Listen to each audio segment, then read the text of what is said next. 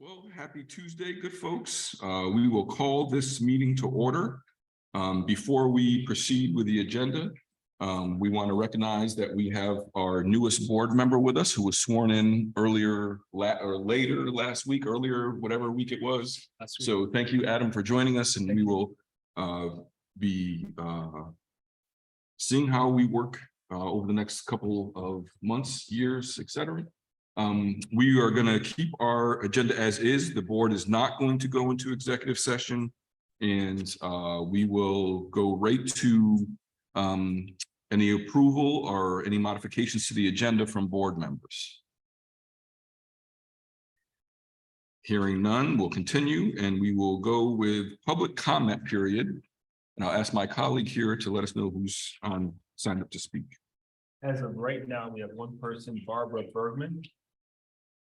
Hi, for those of you who don't know, I'm family liaison at the high school, but I'm also the advisor to these wonderful student representatives to the board.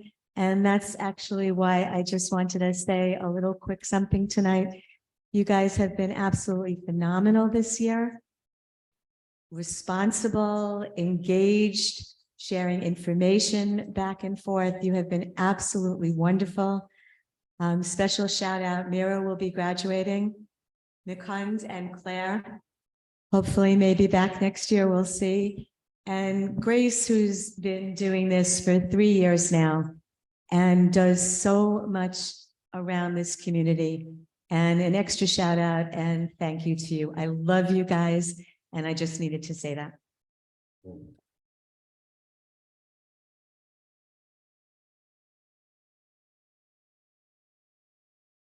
Thank you, Ms. Bergman, for that.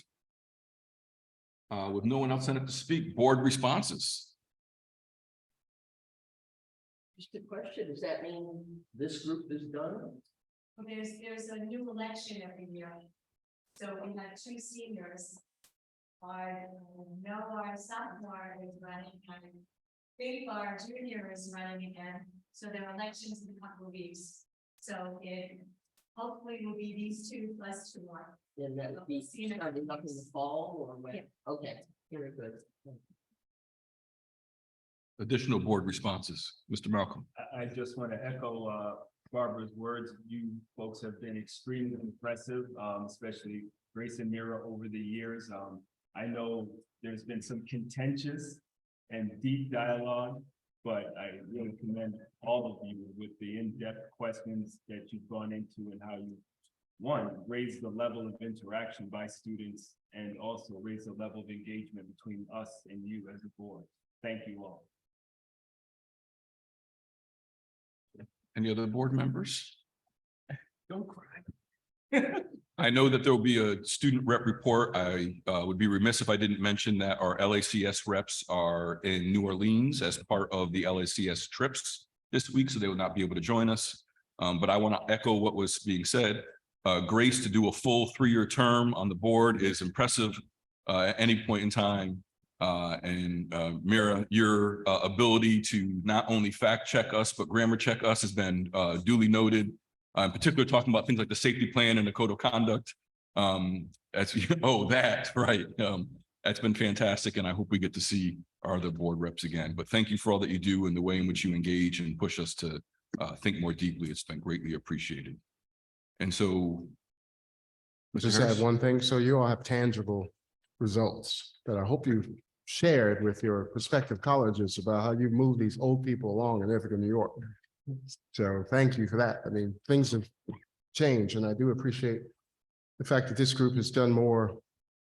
You've been willing to work with us to learn about the things of which you have concerns, as opposed to simply being accusatory. That makes a tremendous difference in the response. So we thank you for that. And in moving from board responses, you get a chance to continue to join us until the end of the school year, but we know that the end of the school year gets very hectic from here on out. And so with that being said, student reps. Yeah, thank you so much, Ms. B, for your kind words, and Alfred, Chris, and Sean. And I'm looking forward to finishing this year with the board. There are only about 3 weeks left of school, and many students are working on final projects for classes before Regents Week. You can see that some of the Gov students here are meeting their requirements. The weather has actually been really nice lately, so you can see many students eat outside in the quad, enjoying the sun. Students are desperate to go out after the winter months and hope to do class outside as well. Clubs are starting officer elections for the next year, and I'd like to congratulate Mukund as the new editor-in-chief of the Tatler, as well as Claire as the new opinions editor. Grace, I apologize. We were too eager to clap from couldn't be the director. Can you tell us the second part you said? Well, Yeah, Claire will be the new opinions editor. fantastic. The IHS band is hosting its spring concert tomorrow, and I'd like to invite everyone here to attend. We worked really hard this semester, and it will be really amazing.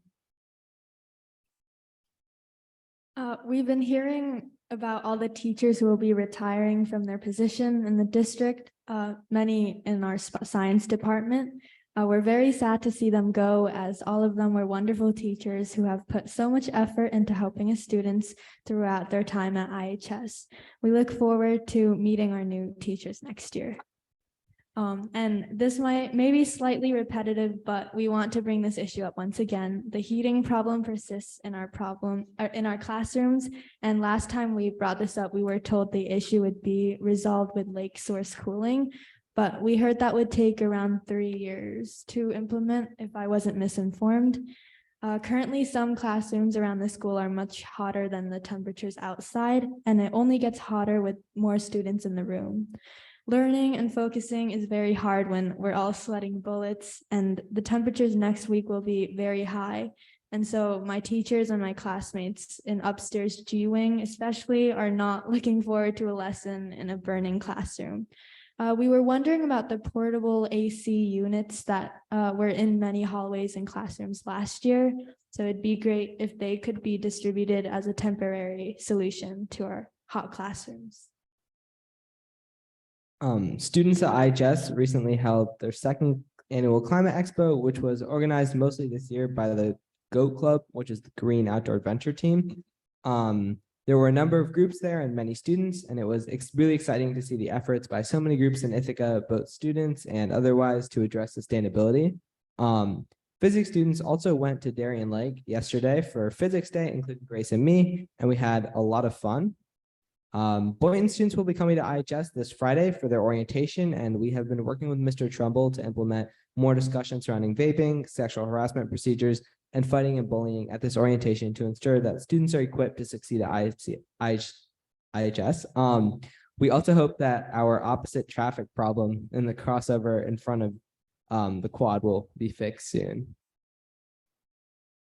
I'm excited to announce that because of Coach Parker's tireless efforts and advocacy for a girls wrestling coach and Miss Little's commitment to equity, a coaching position for girls wrestling has been set up for the 2023-2024 school year. Coach Parker is hopeful this position will be filled by someone with experience wrestling as a girl or has experienced coaching girls. This is a big stride for Ithaca High School, offering equal opportunities for student athletes.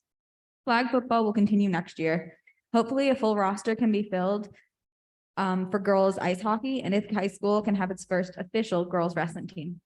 After a year of hard work, the Ithaca High School yearbook will be rolled out in the weeks to come. This year, Ithaca High School graduation will be held at Marathco Stadium on Wednesday, the 21st at 1 and 4. Many people won't be able to attend or will have to take off work due to it being in the day. Even people who work in the district will have a hard time making their children's graduation. Some might have to get subs and not teach their kiddos, and because of the dedication of the teachers here at ICSD, this isn't ideal for anyone. I don't know who organizes graduation, but I think that this should be a consideration for next year.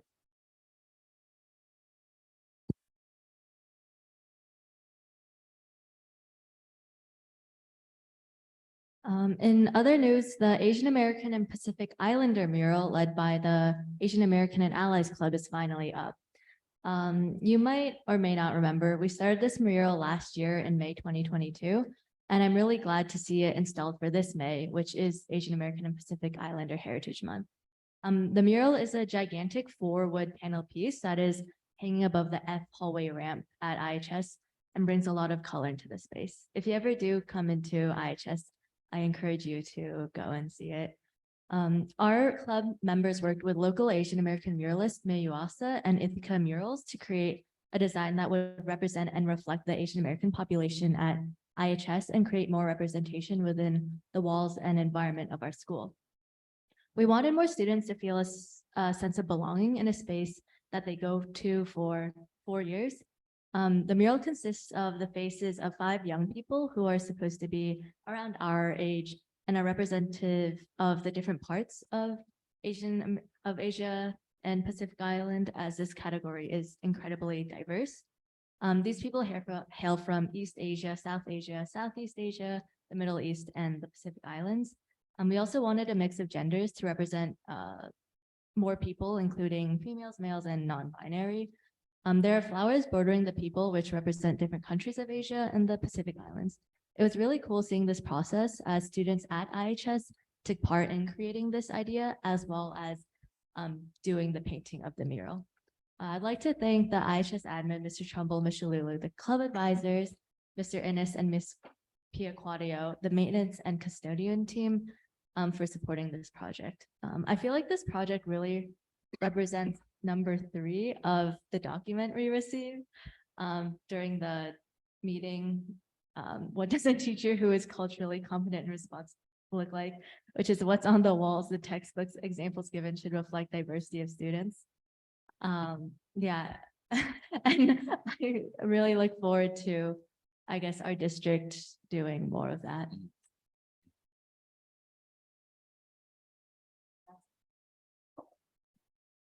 Thank you, student reps. Board responses.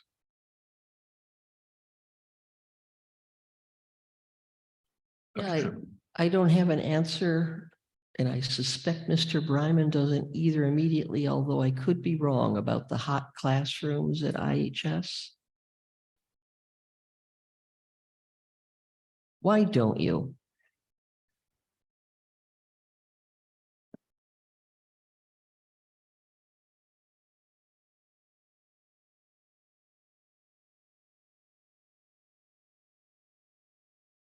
So we have used portable air conditioning units in G. We can work to get those up in G quickly. That would be a simple fix. Lake source cooling exists in the high school. It's not going to take 3 years. My understanding is on at this point, but I think the portable AC units will help a lot once they're up in G. Are most of the concerns from G at this time?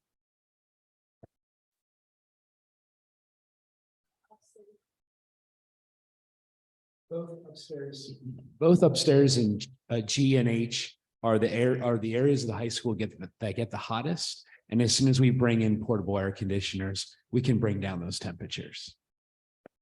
So is Lake Source cooling on for the entire high school right now? Yeah, lake source cooling is for most of the high school. The 3 years that you're talking about is the capital project, which will revamp the HVAC system for the entire high school and take it from a pneumatic system to a different system and bring it up to a more advanced system. But lake source cooling is happening right now in the high school. It also happens in the board building as well. Okay. So if you want to cool down, you could just go to the board building and sit for a while. I'm sure you'd be welcome. I heard that Lake Source cooling right now is only in K, this K wing, and then the board building. Is that not? It's no, it's also in Culp. It is in other. I'd be happy to go through the building and show you guys. I'm sorry we weren't able to meet, but I'd be happy to show you every part of the building where lake source cooling exists. Okay. To answer your question, no, it is not throughout the entire high school at this point in time. So when people say it may take 3 years, yes. And it's also an expansion, not just of my understanding, if not just the location, but also, for lack of a better word, the water flow as well. So there's going to be some additional work that needs to be done. We've always said it and we'll continue to say it. It may not have been the best architecture design to build a California style high school in the Northeast, which, you know, spreads out the campus and the buildings, which makes some things a little more difficult to control, to get to cool, to heat. But it's something that has always been part of the capital project, will be part. I would assume that Dr. Tripp will follow up on this at the facilities committee. That this would be a topic of conversation that's been ongoing, just, you know, for 10 years. And so I can appreciate long-term faculty being frustrated. And there has not been a simple fix that we've been able to find throughout this point in time.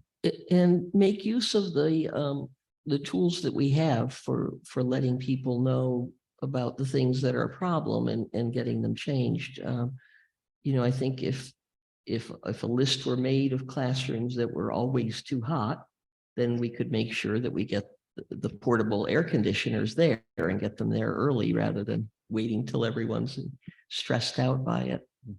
Sure, we can, we do know that it's upper G and upper H, and we can definitely work on getting those air conditioner units to those areas sooner. That's a great suggestion. Thank you. Okay. And I'm sorry, but there was something about a parking area or pavement and I missed that. The traffic is just, it's not about cars. It's Okay. just our G entrance that we wanted a door buckle on because you usually would walk on the right side, but our G hallway is somehow like you walk on the left side to get out or come in.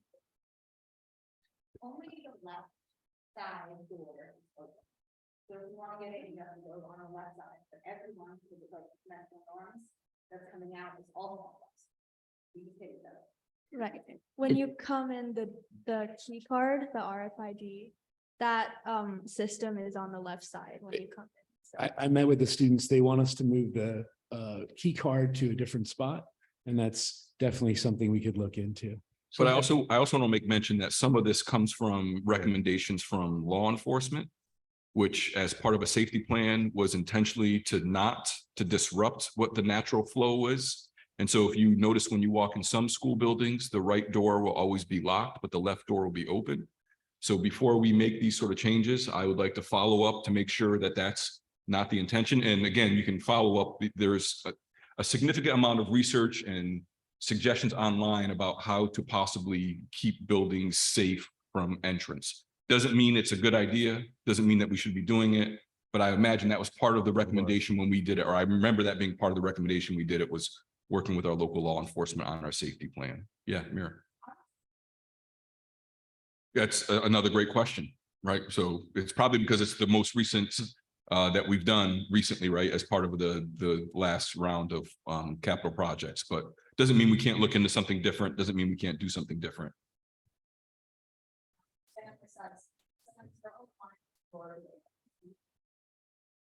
Great point, Will. But I just wanted to make sure that folks knew that that wasn't just, that wasn't unintentional. That may not have been unintentional. That was probably very much intentional. But we will follow up. Or let me rephrase that. Someone will follow up.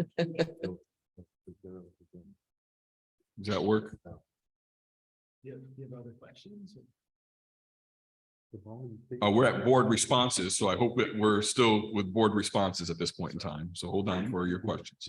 Any additional board responses? Do we want to speak now or next board meeting to commencement and how we got to where we're at? Is that something? Next board meeting would be preferable, yes. Yep. And there is a process, there's a committee. This has been an ongoing conversation for years now. And this time was chosen very specifically, but I would love for Mr. Trumbull, who you've already spoken to about this, to come share with the community why we've chosen those two times. And I must note, where I'm from, where there are 8 or 9 different high schools in the school district, we start graduation or commencement ceremonies at 8 a.m. and they go all day. So again, this is, it's not uncommon to have daytime graduation ceremonies. And these particular times are chosen for a reason. So we'll invite Mr. Trumbull to come speak to us Yes. next Mhm. board meeting. Fantastic. Claire, I did see you were going to ask a question. We can still yell to Dr. Bryman if need be. Do you want to ask your question? Or should we?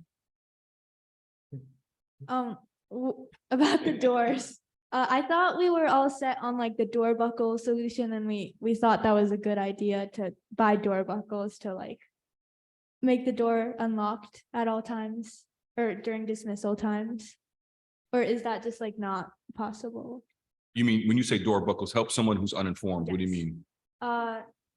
The main problem is that during dismissal times, the right door is locked. Yes. So when you're leaving, you have to take the left side. Yep. Mr. Bryman proposed that we could place a door buckle, which would hold the bar open. Gotcha. Like those Yep. doors, yeah, they would hold them open.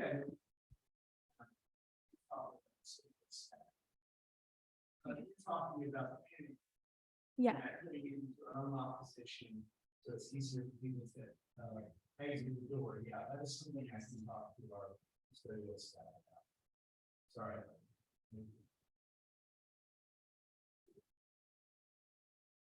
Great. Thank you, everybody. Appreciate it. We will continue with our agenda. Up next is the consent agenda, and we will entertain motions. I'll move the consent agenda as presented. Second, Moved by Chris, seconded by Jill.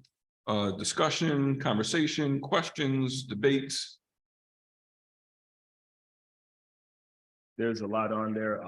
Several grants from IPI, 2 for Kids Discover the Trail, which we always appreciate. I want to make mention of 6.10 and 6.11, which is a resolution to approve. Authorize the board president and superintendent to enter into health and welfare agreements with neighboring districts. And then 6.11 is just the motion to accept the resolution. This is something we've done all along, but this is the first time it's on the consent agenda. So it puts into effect. Will we have to revisit that every year, Amanda? Or is this just a one-time thing that puts it in motion?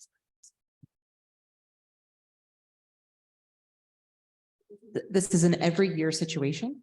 And so in years prior, I think that it was something that we probably should have done, although it always got paid, or we received the funds. And so we're just making it more official this year because that really is one of the, it really is one of the things that we should have transparency about, right? If folks want to know how we're supporting Ithaca City School District, young people that go to schools that are not on our campus. And then also how we're caring for the young people that attend schools within the Ithaca City School District boundaries that are not our public schools.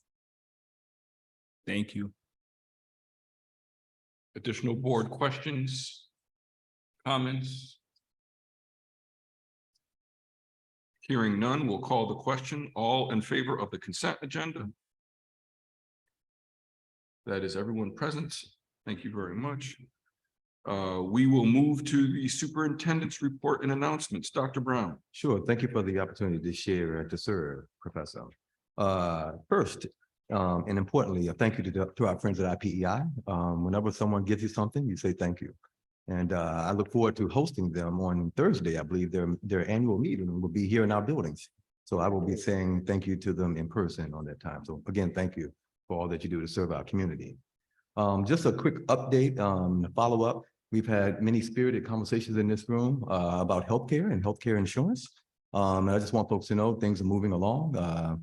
We got almost 80 folks who have elected to move back to the Hartford. I know that that window has closed. It will open up again in the fall for folks who wish to engage in that conversation or make another choice again, and with a start date of January. So while this most recent window has closed, there will be another window open soon for folks to think about their options and maybe choose to change. Also, I'm looking forward to working with you and Ms. Lang, the board officers, as we think about when we want to put on the agenda the survey data. The survey has been completed. The K-12 Insight Survey, the third party that engaged our folks around their experiences with healthcare, that survey has done. And the report is being completed as we speak.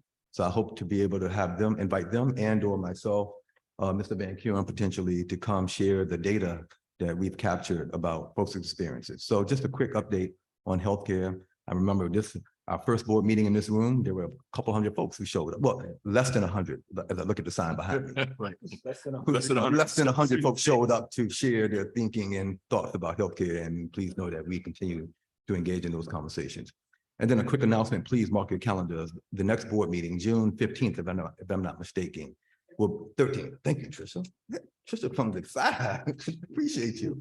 June 13th, we will have our next board meeting, and at that time, we will have our commendation ceremony. We love the spring commendation ceremony, which will be the best one ever because it's always outdoors. So we will be outdoors recognizing the amazing feats our young people and staff members and community members have been a part of this past spring. So please mark your calendars. I believe we're going to get started 5:30 outdoors on the 13th. If it rains, we'll still be outside. Thank you for the opportunity. Thank you, Dr. Brown. Yeah. We will keep moving with our agenda, good folks. And up next is agenda item 11.1, summer professional developments. And I believe we have some folks joining us and looking forward to learning about our professional development.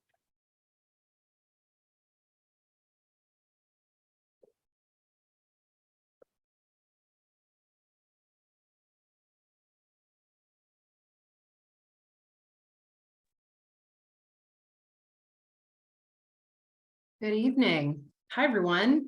Good to see everyone virtually. Mary, I see you're down there at the moment, right? You ready? Fabulous. All right, sounds good. Good evening, everyone. Great to see everybody tonight. For those of you who don't know me or who are watching later, my name is Lily Talcott, and I have the honor and great good fortune to serve as the Deputy Superintendent for the school district. And with me is a fabulous colleague. I'll let her introduce herself. Good evening. I'm Mary Grover, Assistant Superintendent of Inclusion. Thank you for your time this evening. And this evening, and something we tend to do every year around this time, is talk about professional development for the summertime and what's ahead. So I'm going to start with some framing, and then Mary's going to talk about some of the specifics. But we wanted to start and really ground us in this quote from Dr. Bettina Love that centers much of what we're trying to do, right? To love all children, we must struggle together to create the schools we were taught to believe impossible. Schools built on justice, love, and anti-racism. We start with that because, Trisha, if you wouldn't mind moving to the next slide, that would be lovely. Thank you. And because this is also how we frame a lot of the work around Learning Forward ICSD. And we have these 4 core tenets that we utilize to help us decide what we're going to do as a school district. And as a leadership team, this is our North Star. So students as partners and leaders, that comes first, very intentionally. So everything that we do, we try to center student voice and experience and partner with young people in substantive ways, especially through the curriculum design process. Ongoing educator identity work. If you were at curriculum committee earlier, you heard a lot about that, and that involves all of us really critically examining who we are and where we are from and how that shows up in all of the spaces in which we touch as educators here in the school district. Anti-racist curriculum for all, again, part of the curriculum committee presentation earlier, really ensuring that every student has access to high quality anti-racist curriculum that's interdisciplinary, right? That decenters dominant narratives, and that's focused on really high quality literacy. And we talk a lot about Dr. Goldie Muhammad's 5 pursuits of identity, skills, intellect, criticality, and joy. And then there's structures of support.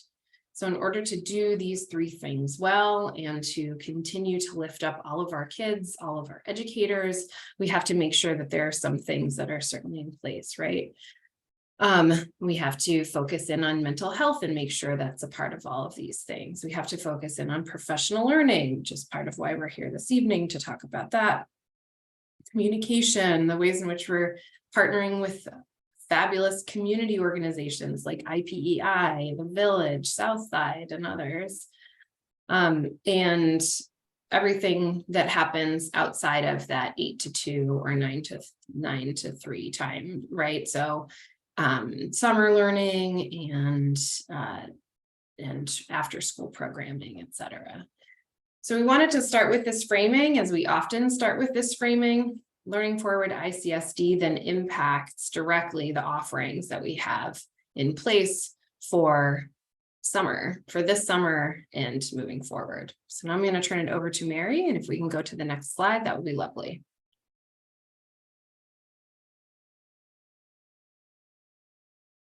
Good evening.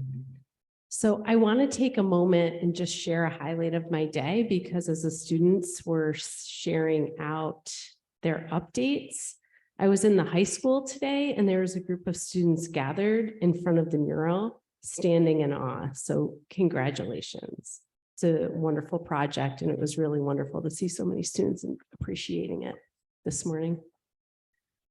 All right, and it will be a showpiece for our Diversity and Inclusivity Conference this summer as we welcome educators from all over the state and the country. That is one of our, I would say, traditions that we all plan our summers around. It's August 7th and 8th, and we hope that board members will be able to join us as your schedule allows. You're going to see on this professional development flyer, we have focused on 5 themes for professional development and have, with intention, not scheduled things for the month of July. Given feedback from educators and a majority of teachers working in our Project Innovation Summer Programming and our pre-K summer programming, to be thoughtful to schedule the week before that starts in the last week of June and then in August so that they can access it.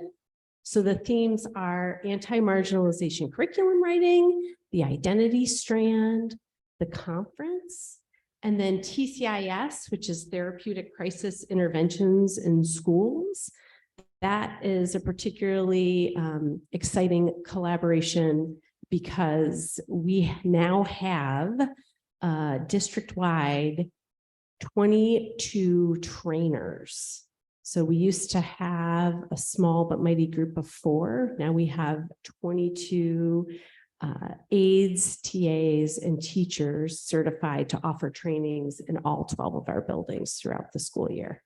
So that's really exciting. Although we're focused on the summer, that's a growth that has been a collaboration and something we have heard from educators to have more support on ways to be self-aware and de-escalate situations in the classroom. And then we have also our district-wide RTI Summit and Symposium. So these are the 5 featured professional development offerings.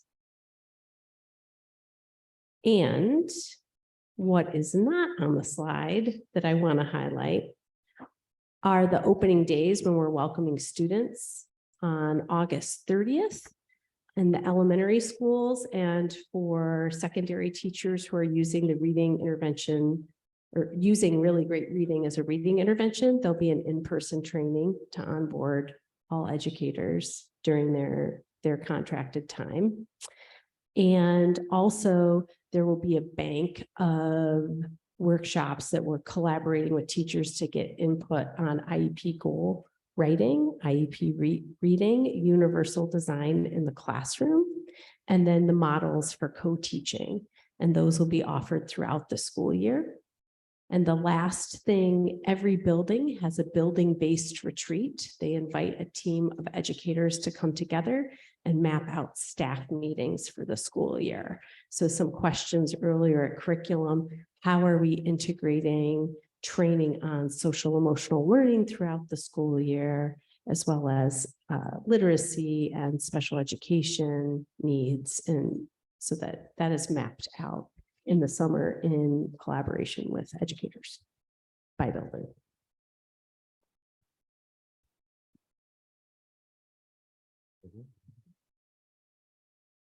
If I could add one more piece, if we can go back to the August 7th and August 8th event, we're in the process of finalizing our speakers for that.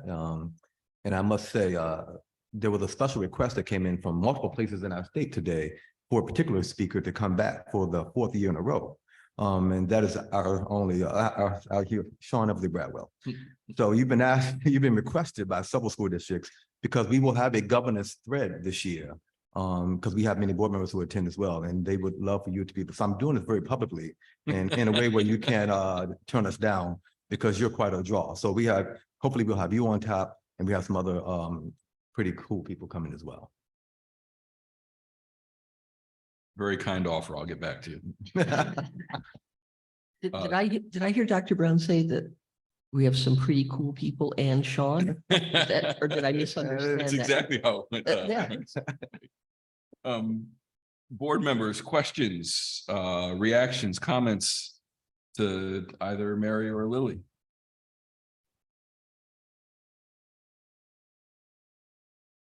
I think it looks like a really interesting summer of offerings. And I would love to attend some of the sessions. I would even pay if I had to. So good work, good stuff there. Thank you. We would love to have you. Again, on my summary of the student panel I attended, one of the things, actually, it's the only thing I put in all caps in my summary. Kids say, can we please have more adults trained in TCIS? Right. Their thoughts is that adults who do not have that training inadvertently escalate situations, right? When all the kid needs is, all the young scholar needs is to be de-escalated. Where have we heard that before in this society? To Eldred's point, is this offered to all staff? Because like I can think like everyone would benefit from crisis intervention, right? Like from custodial to food service to whatever. That's such a great question. So one of the benefits to now having 22 trainers from different positions in the district is to be able to offer it at different times and by departments. So there will be the 3rd week of August one after our summer programming has ended specifically for our transportation department. And then, working with the EA and the other contracts on inviting them to that professional development, because you're absolutely right. Something like TCIS, having all staff, drivers and food service support meet our students at the most vulnerable times of day. When they're hungry and leaving home or coming home tired. So we definitely appreciate their work and want them to feel supported in doing that. Just because I heard about this recently, at some point in time, it would probably be a good idea for the board to be updated on some of the training that has been taking place in our transportation department. I think to Aaron's point as well, the ways in which this is not just around what takes place inside of classrooms, but throughout the entire organization. And someone made mention recently, and I was intrigued as well. So I'm also asking about what does that kind of training look like, and is it scalable to other departments, right? Be it food service, be it our maintainers. But I think that would be helpful for us to know a little bit more about. That sounds great. And actually on Thursday, Elizabeth Fox, who's our director of transportation, and I are meeting to map out next year's professional development for transportation and the ways in which the district resources that tend to go toward teaching staff can combine lots of ways. So we'd be happy to, I'm sure she would be happy to provide an update as well. Lily, not to get too controversial, but I forgot you were there and your voice sounded like the voice of a higher being. It took me a minute to realize who was speaking. Mr. Harris. I am so sorry to freak you out. I'm always curious about the training for aides as well. Some of our aides, we put in the most challenging situations that one could be in this profession. And I've never been clear on what the training regimen looks like for those folks. I know we expanded it, but I'm still not sure of the details. other board reactions, comments, questions? Can you just say a little more about the literacy component of the training? Yes, so we have a really great reading, which is a coding, decoding phonics program district-wide. It's for first instruction for pre-K through second grade. And so there are online modules that a lot of teachers have participated in, asynchronous training they can do. You have to pause in the middle of the modules and work with the student, and then you complete the rest of them. And so with COVID, a lot of the trainings offered through that have been virtual, and we want to relaunch an in-person half-day training August 30th to start the school year, with then workshops for educators by month, so they can prep for the units for the whole month in a 2.5-hour session. Just review the lesson materials. Oh, Adam's gonna have so much fun on curriculum. We're We've been picking doing- committees already. That's the idea. We've been doing deep dives into literacy with homework and everything. And again, the best part is, the most relevant part is seeing our teachers in action. It's just pretty amazing. Of course, we can't get to see every class, but we do take a poke into the different levels so we can see what's going on. A quick comment and then a question, and my apologies for asking for some additional information afterwards, but I know, given Dr. Brown's kind offer, I do spend a good portion of my summer traveling to different school districts, being a part of their professional development, and realizing that what we've built here is a pretty robust program that we don't find in every school district. And so that's to be commended, the work that we've been doing and trying to provide as much professional development during times when hopefully teachers have some more flexibility and some more, a little bit more rest to be able to focus on what they're learning. The ask is, I also know that not every teacher can participate in what we provide. And I know that teachers go to a whole host of other professional development opportunities, right? So be it national conferences, be it development sessions. At some point in time, just a list, I think, may be helpful for us as board members, just to get an idea of what our, and maybe to Aaron's point, not just our teachers, but our staff are participating in the sort of programs would be helpful for us just to get an idea, and maybe even just the titles, right? And give us some perspective about what's taking place. Does that make sense? Yeah, we would love to bring that analysis to you. And I would also love to highlight and underscore, if you look at this document, we see the words paid there. I've sat at this table long enough to know, to remember when we could not pay our folks in the summer. And I remember when we had to remove our summer school programming. We've now brought back Project Innovation for over 300 young people, and we're offering this type of robust programming and paying folks. Thanks to the generous support of our amazing community. A budget was just passed last week, which will allow us to do this. Fantastic. Any additional questions, colleagues? Thank you very much. Thank you for the presentation. Looking forward to learning more about our professional development session. If we're all set, we'll continue on to agenda item 11.2, a resolution to attend the CNYSBA, that's the Central New York School Board Association dinner. And I understand that Mr. Harris is interested in going, so there's a resolution to approve the funds for Mr. Harris to attend, and we will entertain motions and then engage. I move that we send Mr. Harris off for dinner. Moved by Jill, I'll second. seconded by Chris. Questions, debates, discussion? Mr. Harris, I am curious about why you want to go to this dinner yet once again. Because I'm not that smart. I just play a smart guy on TV. I learn so much every time I go. Last year, we had a state senator give us a lowdown on the cost of electrifying buses.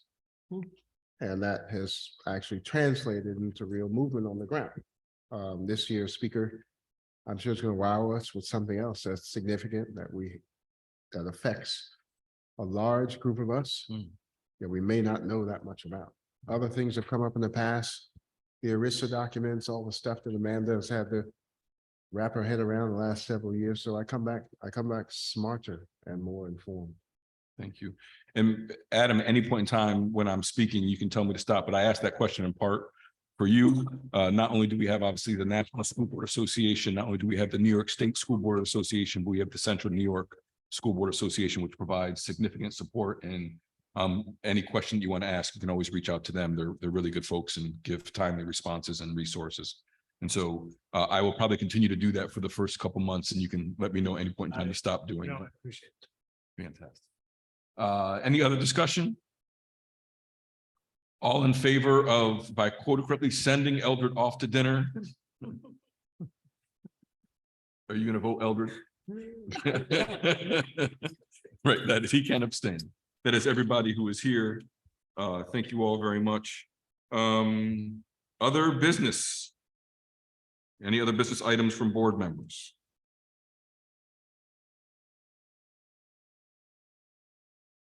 Hearing none, there are some upcoming dates of importance folks can see on the calendar.